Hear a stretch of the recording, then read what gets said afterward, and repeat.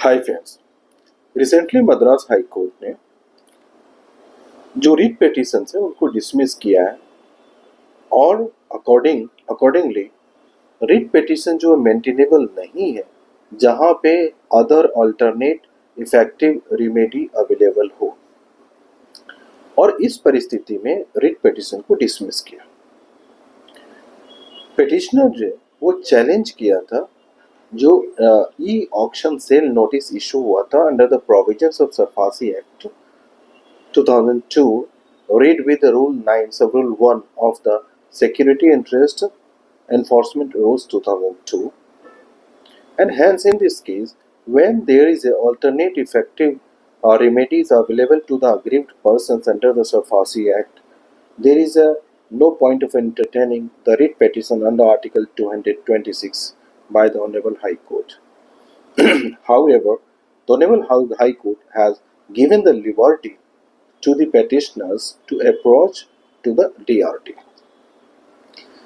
So the judgment have been cited in this case. The Honorable Supreme Court judgment in case of Cellular LLP versus Bafma Motors Private Limited, and in this case, Honorable Supreme Court has held that High Court is not justified entertaining the writ petition under Article 226 of the Constitution of India जब उसके पास जो other remedy alternate effective available है, तो जो aggrieved person है उसको SARFAESI act में पहले से ही अल्टरनेट रिमेडी अवेलेबल है। जो अग्रीव्ड पर्सन है can approach to the DRT under section 17 of the SARFAESI act. इसके अलावे जो Titaghur papers mill limited, उस केस में भी ऑनरेबल सुप्रीम कोर्ट ने clearly held किया है कि High Court will not entertain the writ petitions filed under Article 226 of the Constitution of India when there is a effective alternate remedy available। तो जहाँ पे effective alternate remedy available है,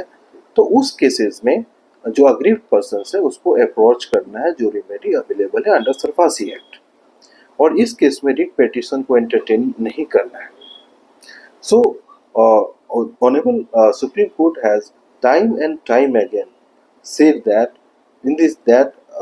the High Court should not entertain the writ petition under Article 226। तो जब दूसरा alternate remedy available है तो फिर writ petition को entertain करना that is not justified। So to get more information related to Surfaci litigation, please subscribe